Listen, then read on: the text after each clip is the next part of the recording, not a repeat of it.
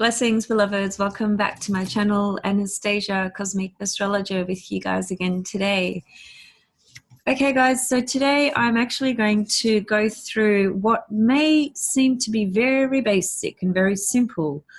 And in one way it is, but on another hand, it is so central and core to understanding astrology, really. So I'm going to be talking about the sun and the moon. And I'm not going to go through the sun and the moon in all the different signs. Perhaps I'll do a secondary video for that and just the combinations of the differences, really. But today what I really want to focus on is the core differences between the sun and the moon, just some very, very key points and distinctions. And I've chosen to do this today because I haven't spoken about this particular subject. And whilst for some people it may seem a beginner's topic, I still encourage you to watch it because you might actually pick up some things that you haven't actually heard or read elsewhere. Okay, so first up, let's start with the sun. The sun is, in short, it is the whole reason you're expressing your being. Without this solar energy, this core solar force energy, you wouldn't be able to radiate your being, to express who you are. So it's the absolute sense of your individuality. The fact that you are an individual, a person in this body, the fact that you're able to express yourself, express your personality. And the sun, by the way, is what, because it expresses and it pushes the energy out, it is the energy that literally pushes everything out. So the sun's light, which touches everything and radiates it and lights it up, is the very meaning of the sun. It lights up everything. It illuminates, you could say that. But it's the conscious expression of your individuality. The fact that you, I just wrote it down and I want to say it as I wrote it because I just love the way this was written. Where is it? Got a few notes here, scrambled all over the place. So this is the primary difference between the sun and the moon. The sun represents the very fact that you are alive, period. And the moon represents the fact that you feel you are alive. So you can see just from those variations, you can understand that the moon it generates how we feel, really, essentially. It's the physical body and physical container, but I'll get to that in a moment when I get to the moon. But the fact that you are alive and shining and expressing and know that you are a unique individual in your own right, within your own self, that's the role of the sun. The sun is known as the archetype of the hero, which is why it rules the sign of Leo. The sun is your core energy, health, vitality. Your physical vitality is drawn from the sun and the sun's light. If we had no sun here, we wouldn't even be here. We just wouldn't be alive. The sun it rules the day, so that the clear, day that we see every single day as the sun rises on the easterly point of the horizon, the fact that the sun rises and gives light to everything, which enables us to see everything, is really symbolizing the fact that the fact that the sun represents consciousness, right? Because it's awake, it's conscious, it can see everything. So it's the source of all energy. It's the sense of who you are separate from everybody else, which is why it is the sense of your own individuality. The moon, which you'll see in a moment, the moon is the body that makes us feel connected to everything. So the sun is a yang masculine force and energy, right? Which is why it gives us that sense of separation, individuality. we stand in our power. The sun also represents the experiences that we've had with our father or a father figure. And, you know, that could pertain to your actual biological father, and that could also pertain to relationships you've had with people in your life that have been like a father type figure. Now that archetypal expression of the hero's journey, that's very important to understand, because that shows you that the sun, which is the father or a father figure in your life, is the person who's going to guide you on that external journey, on that path that you are on out there, whilst you are becoming more conscious and understanding who you are, and getting in touch with your confidence and your courage. And so the father figure is all about guiding and shaping, you know, that external path that we lead. That's the father's role. So that's what gives us the confidence to express ourselves, to defend ourselves as well. You know, that's all solar masculine energy, essentially, which is the sun's role. And I just wanted to say as well, first of all, the sun being masculine and the moon being feminine, clearly one is yang, one is yin. Both genders absolutely have the masculine and the feminine within them. There's no question about that. Now, obviously, there are many shades of grey, in the sense where some men, or maybe you could even say most men, are more in touch with their masculine energy, less in touch with their feminine side and feminine qualities. And the same with women. Women tend to be more in touch with the lunar energy, the feminine, lunar, soft energy. See, the sun shines on things. It shines everything. That's why it rules consciousness, that conscious mind, you know, that's seeing everything out there. I've just forgotten the point that I was going to make. It'll come back to me. Anyway, I just started off by saying about the fact that, you know, both men and women clearly have the yin and the yang within them. And as I said, some men are more in touch with the masculine, some women are more in touch with the feminine, and vice versa. That can go either way as well, for various different reasons, obviously. But the point about that is that particularly in the Western world, for a very long time, we've had an incredibly strong force of the masculine dominating the world, really, dominating the external world. And that has been what has really resulted in this imbalance that occurs in people's psyches, which is why it's reflected out there in the world.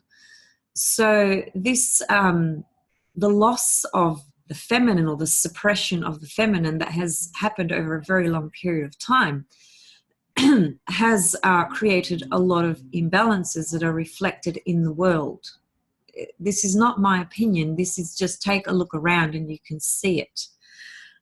So the point to that is that if every single human being on the planet does not get to that point where they can integrate and harmonize the masculine and the feminine within, then we will continue to see this excessive imbalance, which unfortunately comes through very dark behaviors, events and circumstances and so forth. And one thing I wanted to say, which I wanted to say at the start of the video and I forgot, so I'll say it now. I love astrology for so many reasons. There's so many reasons, but ultimately I feel it from my soul. But one of the reasons that I actually really, really appreciate it and love this very rich wisdom is because it has the power to remove ignorance. And that's a pretty powerful thing to have happen through a particular wisdom or study.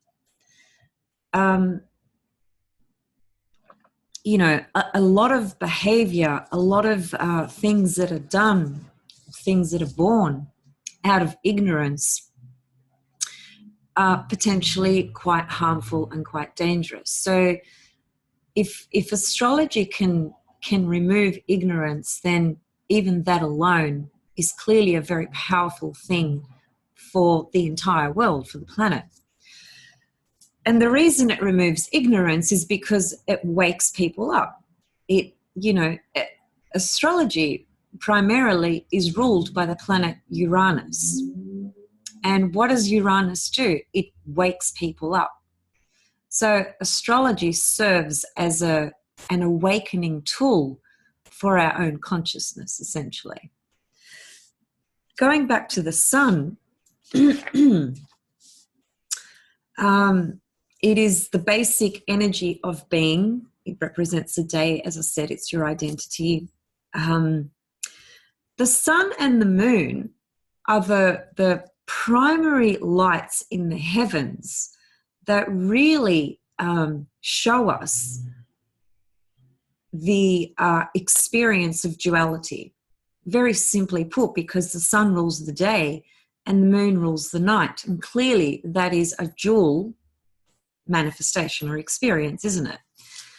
So the sun and the moon in the birth chart, they are so primary. Not only that, but the relationship between them is extremely primary. Now, what do I mean by the relationship between them? I mean the sign that the sun is in and the sign that the moon is in will define the relationship between them. And in addition to that, it will define the distance between them. So if you were born with a new moon, most likely you will have the sun and the moon in the same sign. If you were born during a full moon, you will have the sun and the moon in opposite signs, and so on and so forth. So that sun-moon lunation cycle that has 8 distinct phases that every single one of us is born into is extremely powerful to help you understand this fundamental inner feminine and masculine components of your being and how they operate in the way they do and why they operate in the way they do.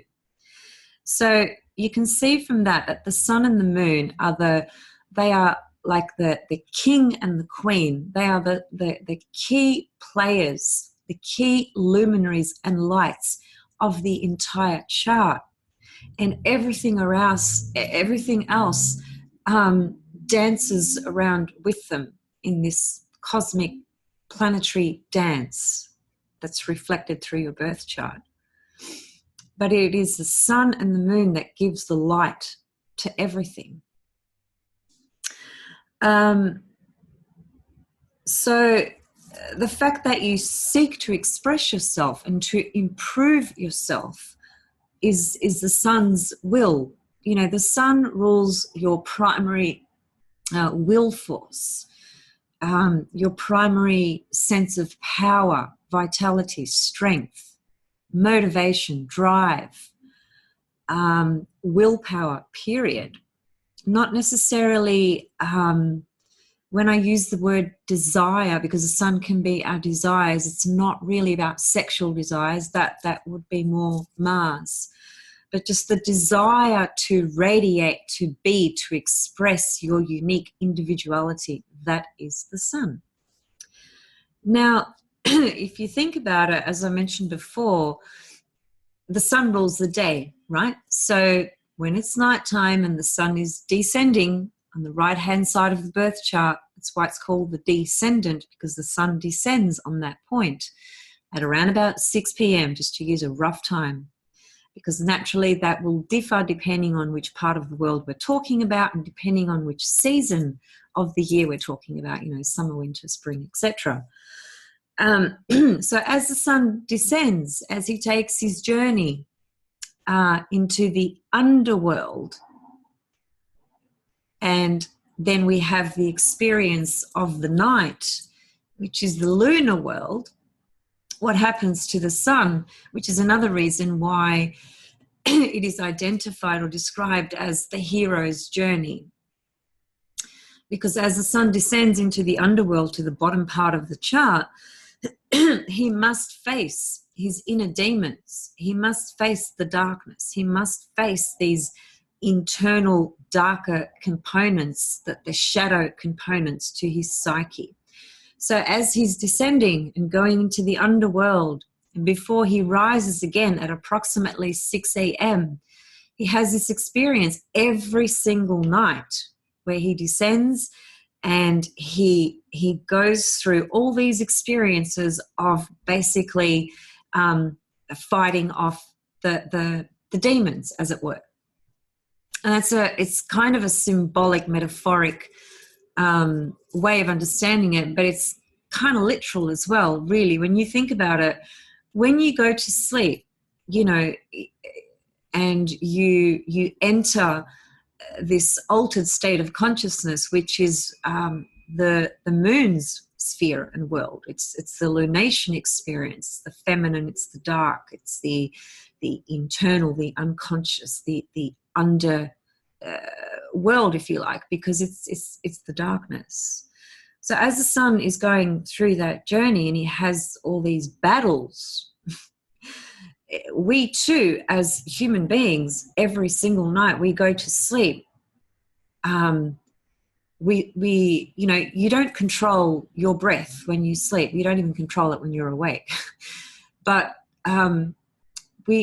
it's kind of like we must surrender to the night. You know, we must surrender to sleep. We must go to sleep.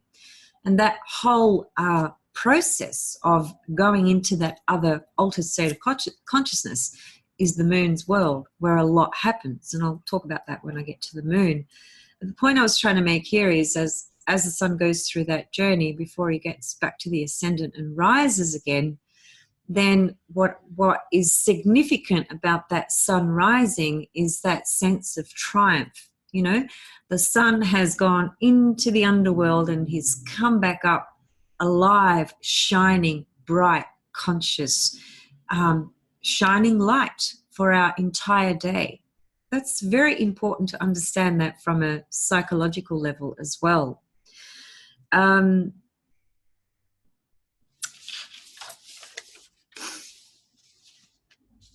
So the other thing that I wanted to kind of say as well, these are very, I feel they are very good key sort of points to really consider when you are understanding the sun in the birth chart, whether it's your own birth chart or somebody else's birth chart.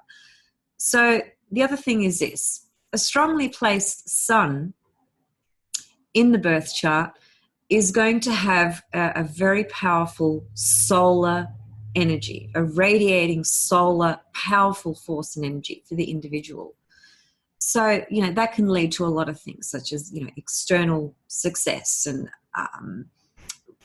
reaching certain levels externally and so on and so forth, you know, leadership, all sorts of things like that. Because when the sun is it's strongly placed, and that is defined through a number of different things in the chart. Clearly the sign is the first thing, and then naturally the aspects that the sun has to it, and whether the sun is in the top part of the chart or the bottom part of the chart. The sun is a diurnal planet, so therefore it does well in a diurnal chart. A diurnal chart is when the sun is above the ascendant and descendant. So it houses through 7, not 12.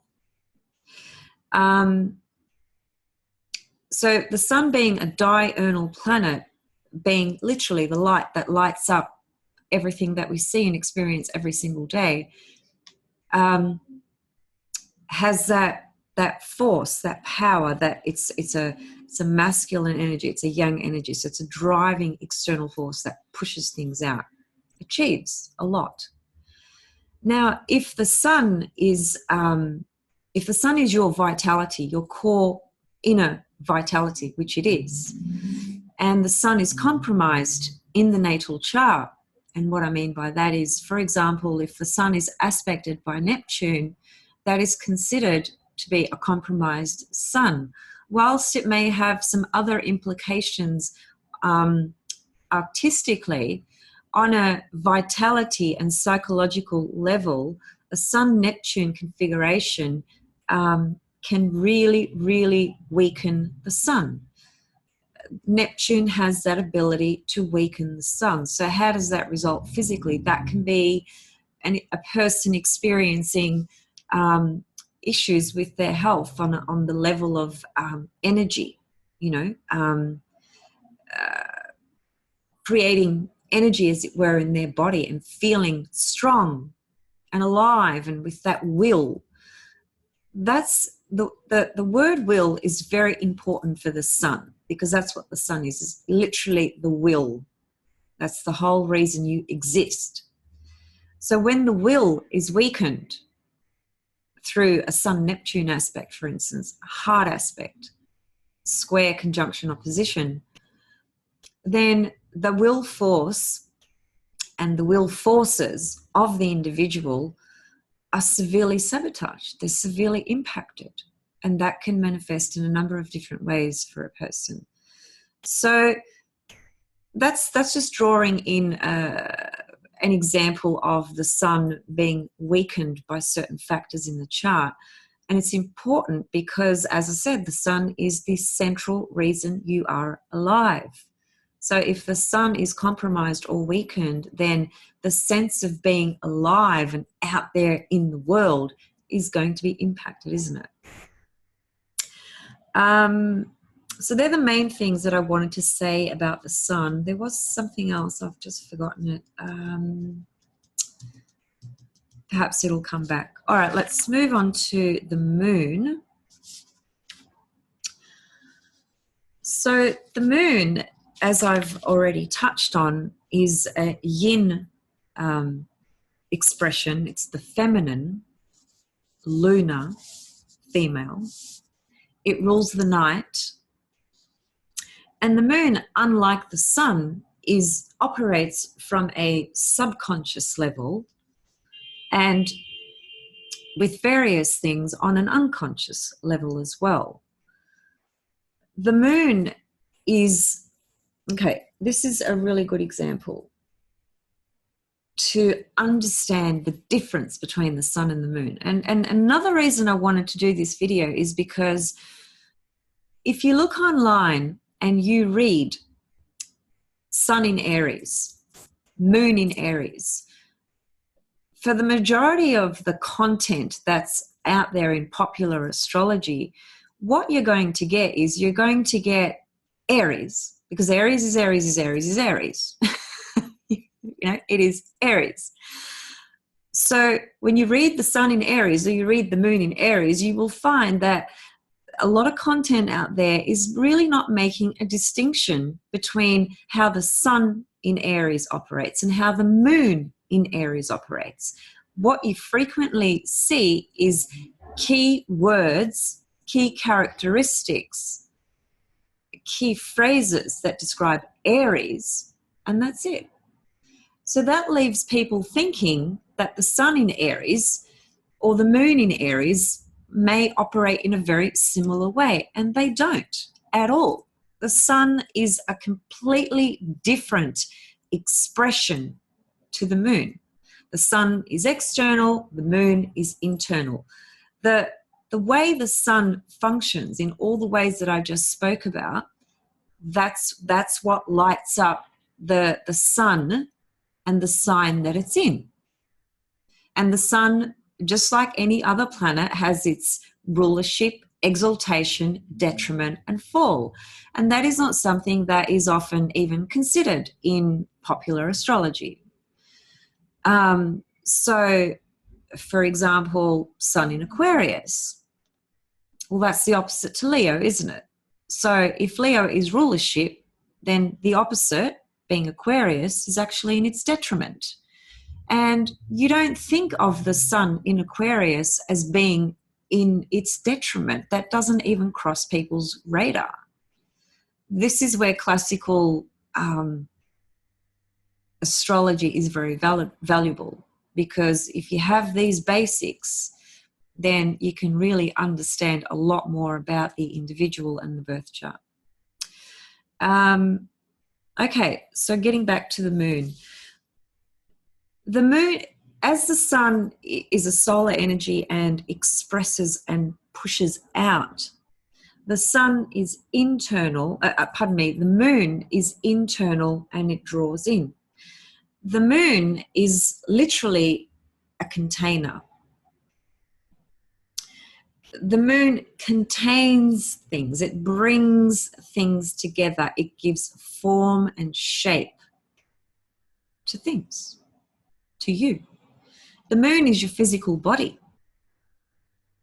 The moon regulates everything that's going on with when you want to eat, when you want to go to the toilet, when you need to sleep, when you need to wake up.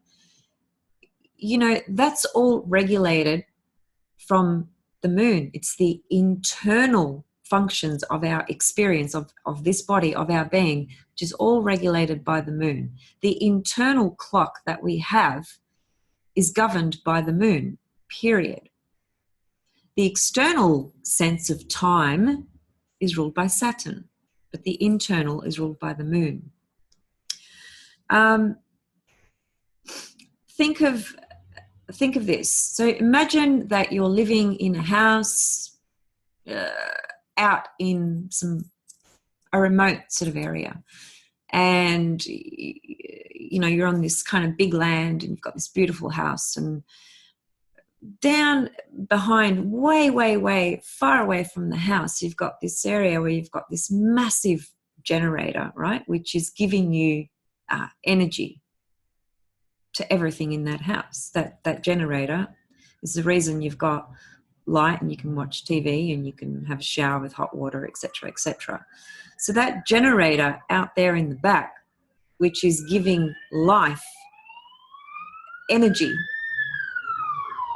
to everything in your house, that's the sun.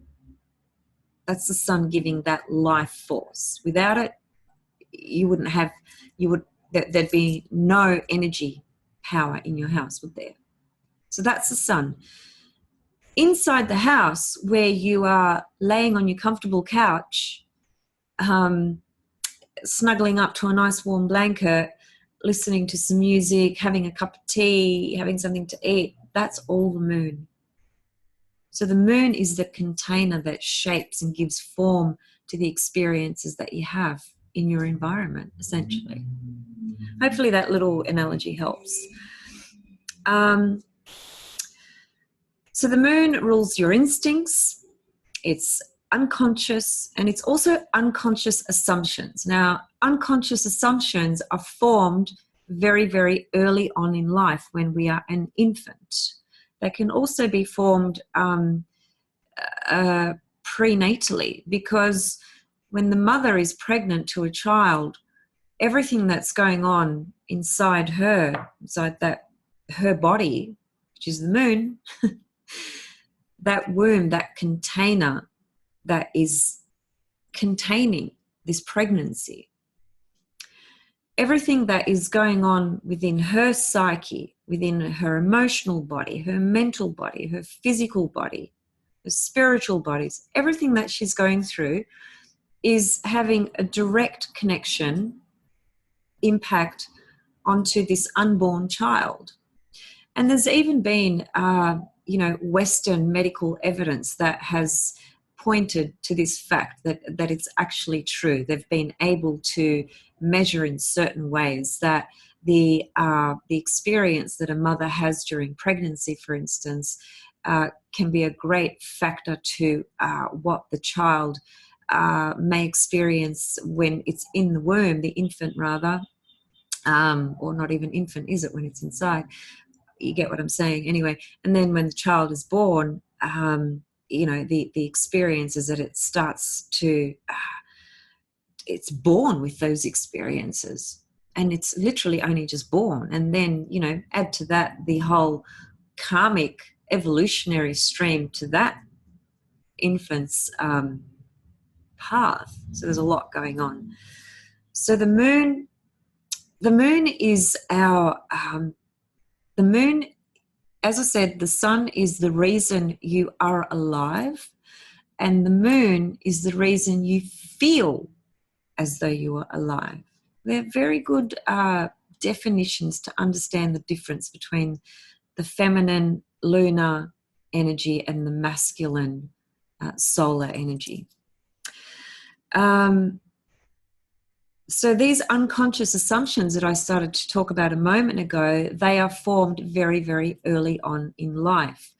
And they remain dormant, they remain in our subconscious mind and in the unconscious components within us, which is why the moon is the one planet in the chart that can be triggered like that.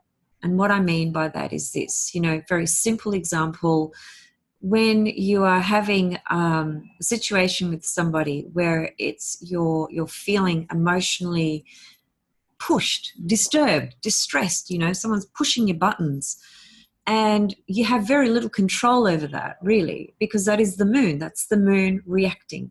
The moon has a very reactive nature, and it's all unconscious and subconscious, which is why you don't have any control of it. So sometimes, and not only sometimes, but frequently, I'm sure you have experienced this. I know I have in my life. You have a very strong emotional reaction to something or someone, and it's very irrational because the moon is not rational. The sun is what makes us rational. The sun is what puts that conscious light onto things and enables us to act in a particular way with thought, right? And of course, Mercury as well.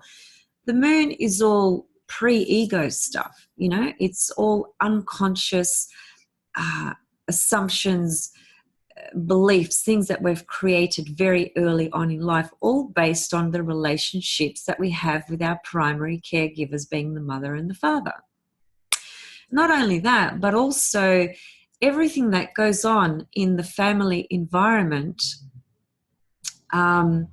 when you are a child. Okay, how can I explain this?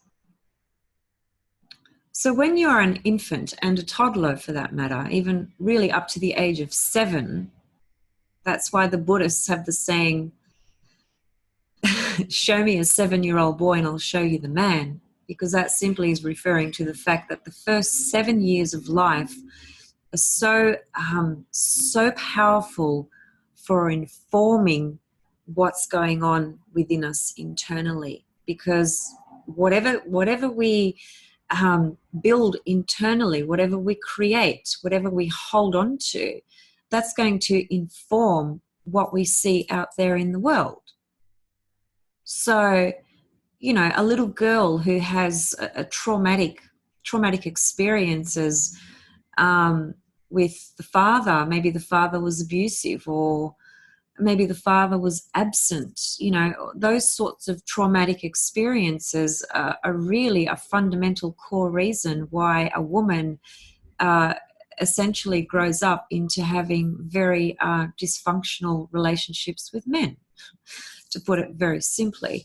So there's a lot going on in the first 7 years of life, and those early years are ruled by the moon. That is the moon shaping and forming everything. And it's not happening in our conscious mind. We're not conscious of it. When you're 2 years old, you're not making an evaluation or an assessment of your mother and father's communication skills or lack of them. You're just this little sponge soaking everything up, for better or for worse. You're just soaking, absorbing.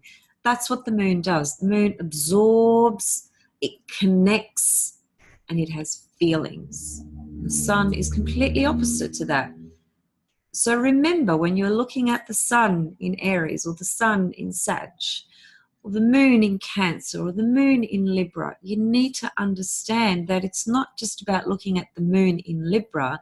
The moon in Libra will operate through the sign of Libra, but through the moon's function, not just the sign Libra. It's an important point, I think. Some other points about the moon. as I said, the moon is what gets triggered like that in all of us because it's unconscious. It's the emotional reflexes that we have to people, situations, conditions, and so forth. I know, just to offer something personal, the relationship I have with my mother, I don't even know how to describe it, but it's been an interesting one. Anyway, she has the power to trigger my moon like that. She can just say one thing, and I feel this incredible sense of reactive a reactive response. I don't think you can call it a reactive response. Reactive reaction. That's better. So I've had a lot of that through the years, and I've had to work through that. And yeah, anyway, that's another story. But I'm just giving you an example of how the moon is triggered so easily. And I used my personal example just to help you understand that, it is certain people, mostly, I would say, that have this ability to, to push your buttons and trigger things in you. And that is the moon. Plain and simple. It's not the sun, it's the moon.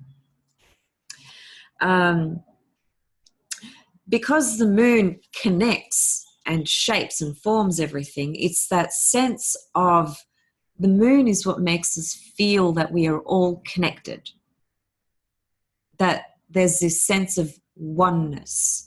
The moon is the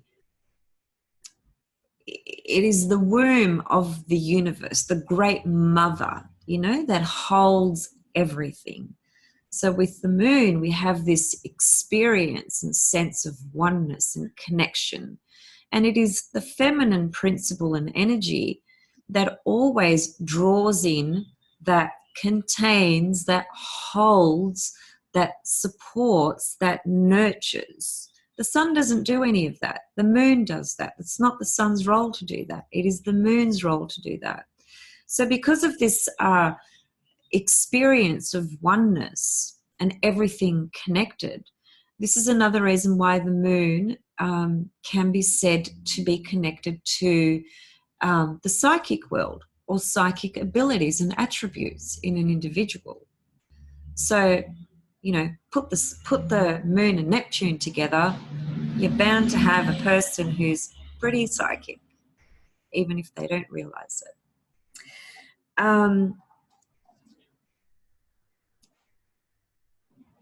A well-placed moon, I'm paraphrasing from Rob Hand here, but I've got a great example for it. A well-placed moon, well, for a start, it shows that the person has grown, has been born into a family where they had, they were supported emotionally, they were nurtured, they were sustained, they were taken care of. They were loved, all that sort of stuff, which is so super important. Because if you grow up in this world and you don't have that as your starting base, then, life is going to be pretty difficult in moving forward. It doesn't mean that, a person can't heal and they can't work through things or, any of that sort of stuff. But it is absolutely true that if the moon is difficultly placed in your birth chart, it shows a very, very difficult childhood, because the moon rules childhood and it rules the past, always the past. The sun is the present, it's the present conscious energy emerging, vibrating right here, right now. The moon is the past. So there's another very strong, clear distinction between the sun's function and the moon's function. If the moon is well placed in a birth chart, it has the ability to sway big groups of people. And the reason it can do that is because the moon, the moon taps into everything, sort of unconsciously. It taps into the undercurrents. So when you see a popular politician or a popular royal member of a family, you know, someone who has great power and sway over big groups of people, that's often connected to the moon. It is also connected to the sun, but it is also connected to the moon. So the example I'm going to use is Princess Diana. Now, some of you may not have been born when she was around, because she did die quite a while ago now, but I'm sure most of you would have heard of who Lady Diana, Princess Diana was. Princess that was part of the English royal family, who was the wife of Prince Charles, who was pretty severely traumatized. She had an astrologer as well, by the way, that she consulted frequently. Interesting. Princess Diana had her moon in Aquarius, which is another reason why she would go to an astrologer. But her moon in Aquarius, now, that is what connected her to the people.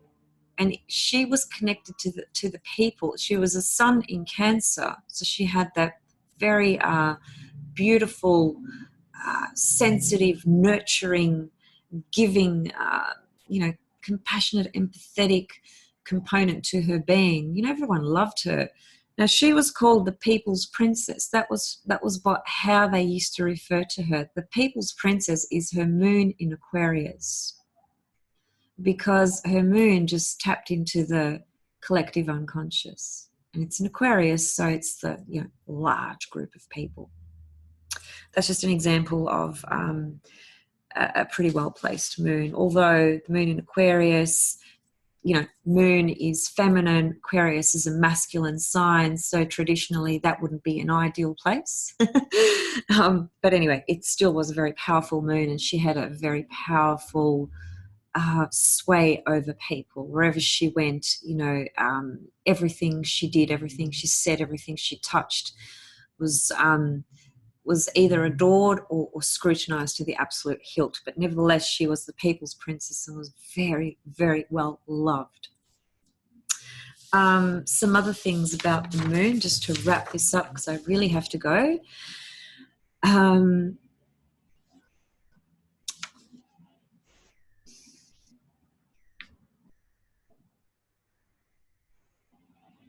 Yeah, pretty much covered all these points. Just checking to see if I've left anything out. Okay, this is an important point.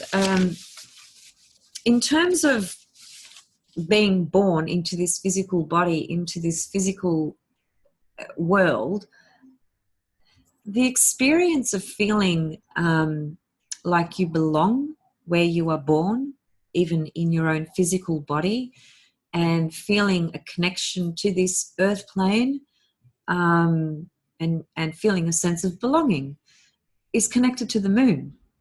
All those experiences and feelings are connected to the moon. So the shape of the moon in your chart is going to show you how these experiences are experienced. So if you have a difficult moon in your chart, it can be a reason as to why you might be a loner, you might experience isolation quite a lot, you might feel disconnected from this physical dimension. Sometimes it's difficult to feel connected to your own body. This will all show up when a moon is difficultly placed in the birth chart. So it reflects our entire experience in the physical universe, the incarnation of our soul into this body, and then feeling our way and connecting with this earth is the moon's function. The ideas of I feel at home, I feel like I belong, a sense of belonging, I feel okay, I feel good. That is the moon's function, not the sun. The moon also connects to our ancestral lines as well. So it connects to past childhood, family, ancestral lines, the deep roots that in our bloodline that go way, way, way back as well, which is why it connects to the past. So And just to leave you with a very small, I suppose, well, look, I'll do a secondary video where I'll just talk about I'll do some pairs and combinations of, the sun in this sign, the moon in that sign. Simple example. If you have a person who has the sun in Sagittarius and they have the moon in Cancer, those two signs couldn't be more different from each other. They are so inherently different in their fundamental core purpose and expression. So when you have an individual who has the sun in Sagittarius and the moon in Cancer, what do you think you might expect? Just a very, very basic couple of one-liners for you. This is just to show you how different the moon functions, how different the sun functions. So you're going to see an individual who might seem at times like they're two different people. Because the sun in Sagittarius is going to show you the person who's pretty much happy-go-lucky. That's the line that I love the best for Sagittarius, happy-go-lucky. So there's a very strong component of this person's solar expression that's always, upbeat and optimistic and happy and exploring, and who's a philosopher and who's got a lot of wisdom and who looks at life through, really bright lenses. But then the moon in Cancer, even though it's in rulership, that connects to all the instinctual, infantile, pre-ego emotional stuff. Moon in Cancer is incredibly sensitive. It's so sensitive.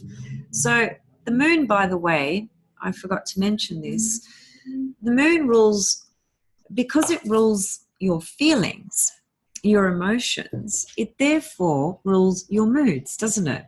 So how you feel from moment to moment, literally from moment to moment, that is a moon experience. That's not a sun solar experience. It's the moon. The moon shapes your moods. So you could be really pissed off in one moment and then you could be laughing in the next. That's the moon. That's how quickly it can, change shape and form. So when you've got a sun in Sag, on the one hand, they're really, as I said, all the things that I said, I don't want to repeat myself. And then on the other hand, they can be, very withdrawn, very private, very moody, super sensitive, very reactive, and it's like two different people. Anyway, that's just a very simple example. But I'll come back with something else soon regarding it's just some interesting combinations. And again, it's all about understanding the primary different functions of the sun and the moon. Because as I said before, the moon in Aries, the sun in Aries, they're not going to express in the same way. They are two very different principles, functions, lights in the heavens and within our own self, and express very different things, as I've just explained.